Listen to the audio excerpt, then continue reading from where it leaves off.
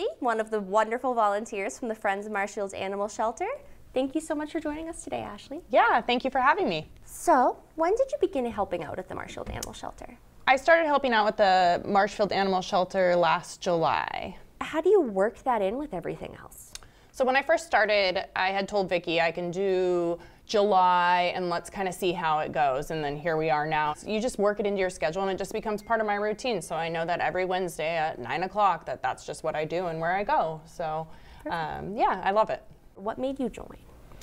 I wanted to give back to the community and have something that I could bring my kids to so that they could experience it also.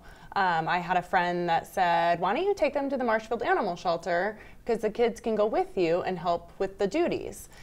So I did an online application and Vicki accepted us and we were set to go. What is it like volunteering with kids? It's great. It can be difficult at times, but it's great.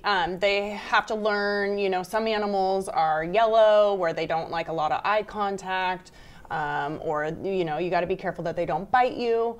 So it helps them to learn that not all animals are the same. Mm-hmm. And some can be let out of their cage to wander around and we can pet them and the kittens can be held, but just kind of learning boundaries too.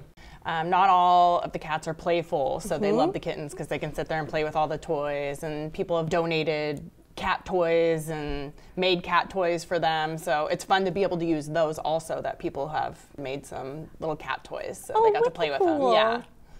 I did sit down with my kids prior to going in there and make sure that they understood the guidelines and what we do, what we can't do, and that I'm there, or we're there, to help the animals. So that's like our first priority. How do you guys find the time to volunteer together? Well, it can be difficult, but in the summertime, we just dedicate that time in the morning and we go to the animal shelter. Now my kids don't go with me because I do it in the morning, so they're in school, which they hate. But I do try to pick up a shift every once in a while. We have people that, have doctor's appointments or can't be at the shelter for some reason. So I'll try to pick up a shift and bring them with me. Do you think this is a valuable experience for children? Yes, definitely. I think it's a valuable experience because it just helps kids understand that animals need to be taken care of, and to learn that a lot goes into taking care of animals. You got to feed them every morning. We have animals that are on medication that they need on a daily basis, morning and night. Taking care of their bedding, washing, making sure they get walks. There's just a lot that goes into pet ownership. So they kind of, we have animals at our house, but for them to see it on another spectrum, and that there's another place for them to go if they're not, able to meet those needs. What are some of the duties that you have taken on at the shelter? There's 2 shifts a day, so there's a morning and an evening shift. Our shift, we feed, scoop, do litter, bedding, sweep, floors, wash dishes, and then we all kind of have a duty. So there's somebody that will maybe start in the back of the house and then somebody that will start in the front of the house, and we just kind of meet in the middle. How long is the shift usually? It depends on how many animals are there. So it can be 45 minutes if there's not very many animals. It could be an hour and a half, 2 hours if we're a full house. Wow. Yeah, so it just kind of depends. Have you learned anything new since you started working at the shelter? Yeah, I actually didn't know that all of the animals at the animal shelter are not just local. The animal shelter does bring in some animals from kill shelters, which is great. Obviously, we're a no-kill shelter, so we've been able to bring in some older cats. We brought in some bunnies that are 2 or 3 years old and maybe are not highly desired, but they almost always get adopted out, so it's great. That's awesome. Yeah. What is something that you wish people knew about the shelter? When I first came to the shelter, we had a dog that was there because the owner was in the hospital.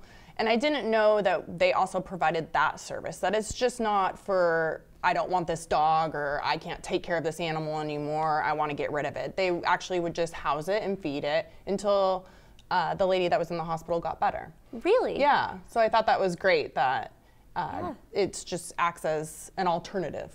Have you ever had one of your favorite animals get adopted? Yes. And if so, what was that like? I feel like it'd be so hard. Yes. My oldest daughter fell in love with a kitten. You know, it was like, oh, Mom, that's the kitten. I love it. And I just kind of brushed her off. Well, a couple weeks later, I was like, oh my God, I need this kitten. She is the cutest thing ever.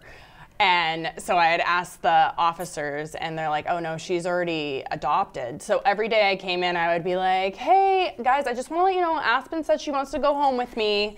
So, and they just were like, yeah, she's not going home with you. Oh no. So Aspen, if you're out there, feel free. Shout out to Aspen. Yeah. I would love to finish up our interview today with a focus on your recent fundraising. Yeah. I've heard through the grapevine that there was over $1,000 raised. Would you like to tell us a little bit about the organization Sure. and what you did for the donations? Yeah, so I'm the head coach for Girls on the Run for Daniel Webster Elementary School. We're a running program for 3rd through 5th grade girls. Every season they have a task to have a community impact project, and it's all led by them. So we kind of just put it on them. Who do they want to help? We do a lot of different games to figure out, like to dwindle it down, because when you have 15 girls, they all have an opinion.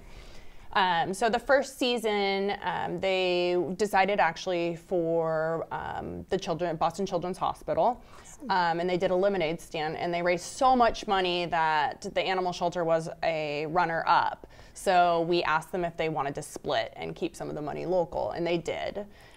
So then in the fall, they did a hot chocolate stand, and they were set that it was going to be for the animal shelter. So all the money went to the animal shelter, and they raised like $850 in an hour of doing their little hot cocoa stand. Yeah. Wow. Yeah, it was great. Very cool. Yeah. So Girls on the Run. Girls on the Run. Girls on the Run, raising money for the animals. What keeps you coming back to the shelter? Oh, the animals. The animals.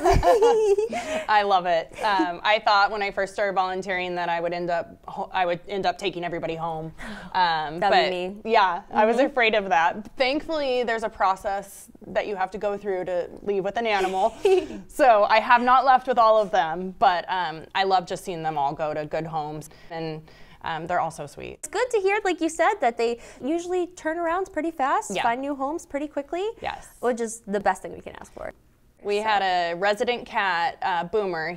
He was 10 years old, and he just lived at the shelter. I mean, he's been there the entire time I've been there, and he just recently went to a foster home. So good for Boomer. Yeah, so Boomer's at a home, but Boomer ran the shelter. Boomer got whatever he wanted. Shout out to Boomer, who might be watching at home. That's going to be a wrap for today. Thank you for joining us, everybody. This has been the Shelter Spotlight. For more on the shelter, please visit the Friends online or contact Marshfield Animal Control.